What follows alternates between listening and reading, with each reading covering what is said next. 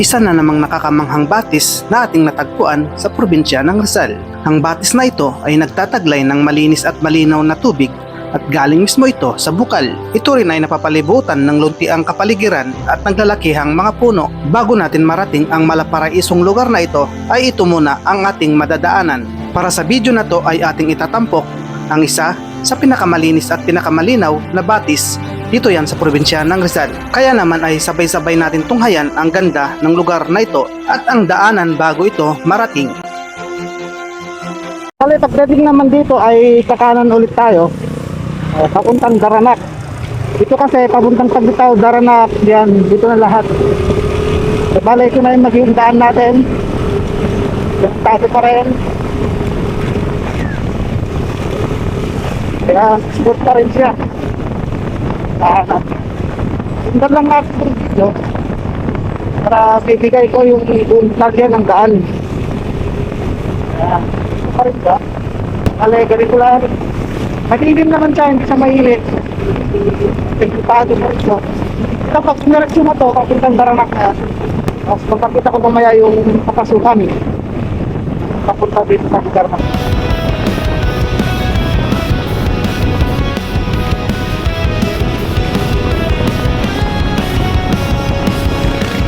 Tapos dito, pakikita natin yung size niya. Ito, Kalinawan yan. Nandito na yan. Itong Kalinawan, Taglitao, dito yung daan papunta dito sa may Taglitao, Kalinawan, Chapel, Torres, yan. Dito rin yung papunta dito sa may Bukal, yan. Dito rin yung papunta dito. Ito naman yung daan niya. Umulan kasi kagabi, kaya yun, expect natin na medyo may pagkaputik. Rough road. Okay naman, normal so far. Normal naman yung yung pagka-rough road siya. Kaya naman, smooth naman siya. So syempre, doble ingat kasi sigurado madulas to. Tulad nito, madulas na to. Kaya ingat lang sa pagmamaneho. Safety first, ika nga. Pero pag hindi maulan to ay hindi naman ganito kadulas pag hindi maulan. Dahil lumulan kagabi, kahapon ay medyo ganun yung itsura. Tapos sementado na naman siya. Ganun lang yung daanan.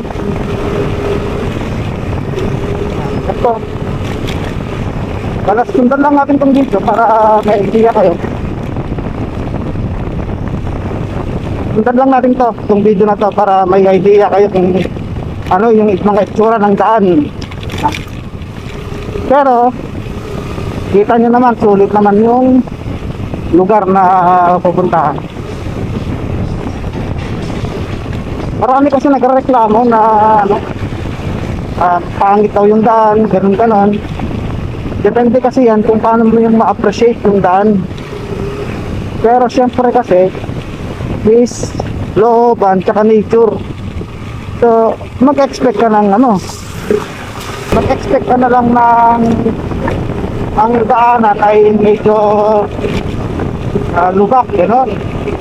Pag alam mong looban ng pupuntahan mo, syempre mag-expect ka rin ng hindi simentado. Pero titignan natin kung gaano kaganda yung daan at gaano kapangit na sinasabi nila. Ang ganda ng mga puno. Mahogany.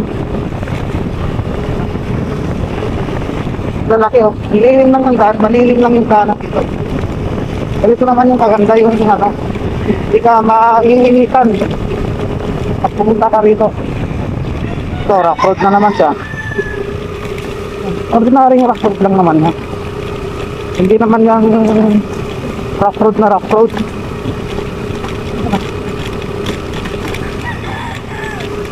Ordinary lang siya. Ayan pupot mo ka. Ayan, dito naman kakaliwa tayo ngayon dito. Ayan, Kalinawan Cave.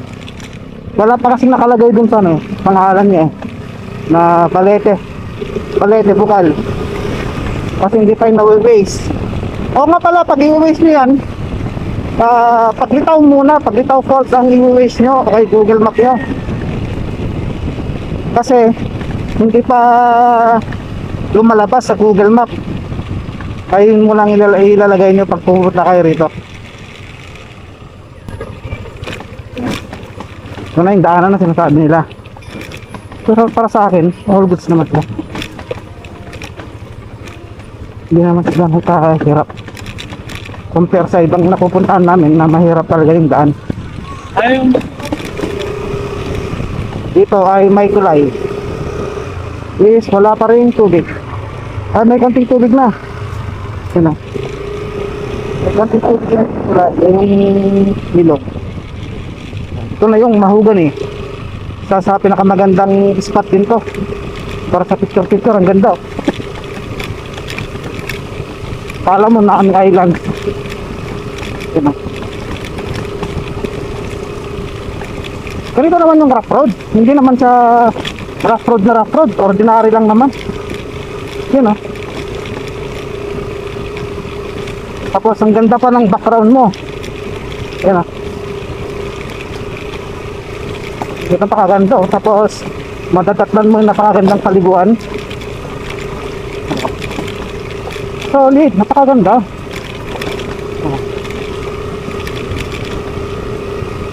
Ang ganda lang o, smooth lang yung takbo natin. Diba? Panalo naman yung daan. Diba? Ito yung update na daanan dito yan sa Barangay Tandang Kutyo. Papuntang Paglitaw. Yan, papuntang Rupot sa Bukal, Palete sa Bukal. Yan, ito na yung update na daanan. Ang dami ng resort dito.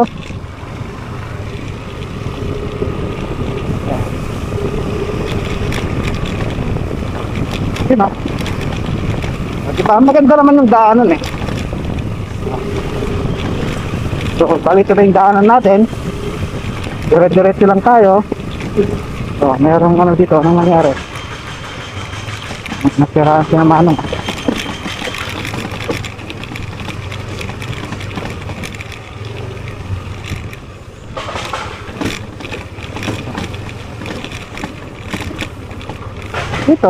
Ito na yung medyo pero all good pa rin. Yung mga rough road na. Ito yung mga rough road. Pero all goods pa rin siya. Ipapakita ko lahat sa inyo yung ano. Ipapakita ko lahat sa inyo yung mga ano. Yan, dito sa kaliwa. Nandyan yung papunta sa ano, Pupot sa Bukal. Yan, dito sa kaliwa. So bali dito tayo sa kanan. Yun, Bukal, meron na. May mga dito, ang dami, di ba? Oh.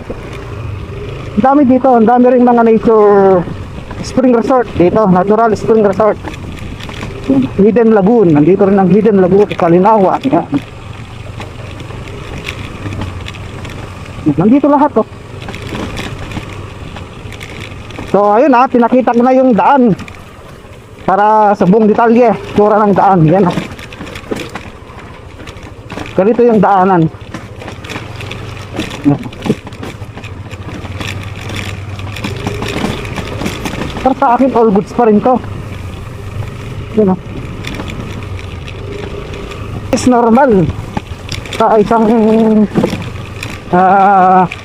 looban na paliguan. Yan. Is normal yan. Yan. Umulan kasi kagabi kaya ganon. Yan. Yan. Diba? Okay naman eh. Yung iba panay tawag ito, panay comment daw na ganon yung daan, ganon yung daan. Pero kasi hindi naman siya totally na ano, mahirap yung ano. Tawag ito. Hindi naman kasi mahirap yung daan, hindi naman ganun kahirap. Yun, yan yung Kalinawan Cave, yung nadaanan natin.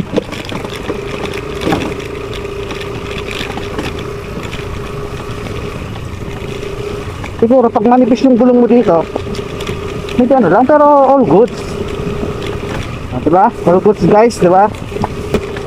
Yung all goods naman siya. Diba? Yan, diretso lang, oh. Hindi pa nga natin binababa yung paa natin, eh. Pag kinaba natin yung paa natin, dahan-dahan, ayun na yun. Talagang lumulutang yung mga bato.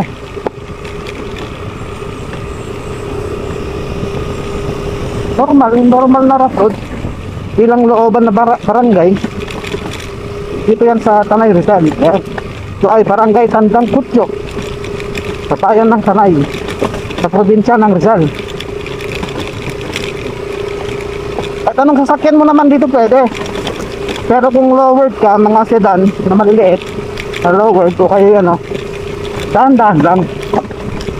Yan.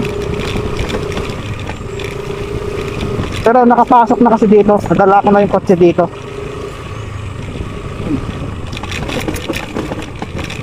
Okay naman, all goods naman yung dala ko yung kotse dito.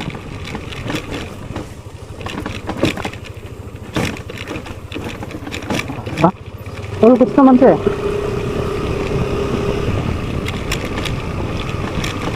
Kung naalis siya dito, yan, oh, all goods naman siya.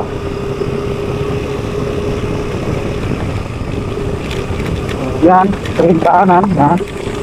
All goods pa rin, normal. Normal rough road yan.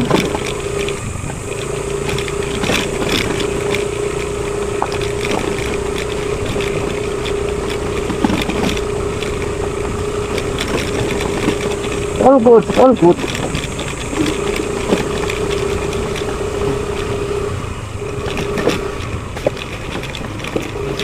All good pa rin. Yan, all good po.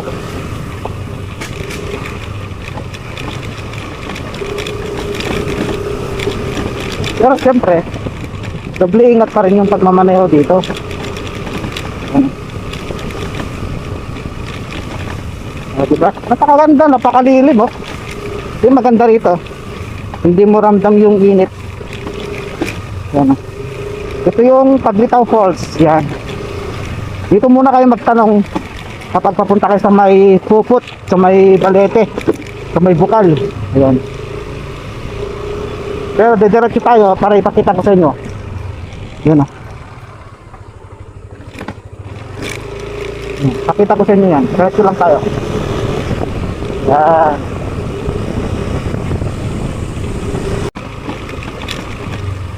Mulan pala. Sana hindi malabo yung tubig. Sana hindi malabo yung tubig. Kasi umulan kagabi. Malabo yung ilog dun, oh, yung sapa. Malabo yung sapa. Sana hindi malabo yung ilog dito sa may Bukal. Kung saan yun yung pupuntahan natin. Sana hindi malabo. Kasi nakita ko dun sa ano, malabo. Yung sapa. O, ito yung daanan ha. Yan. Umulan lang kagabi kaya ganito yung daan. Medyo may pagkaputik.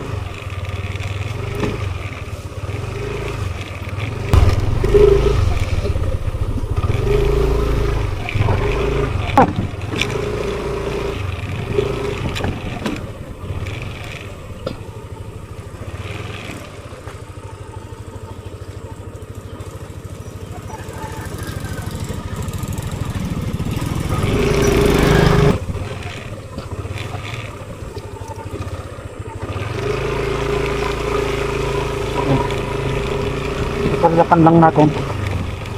Hindi tayo maliligo.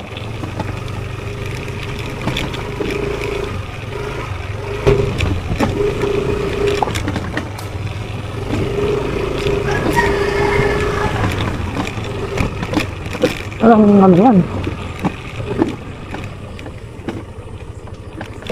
Makapansin yan.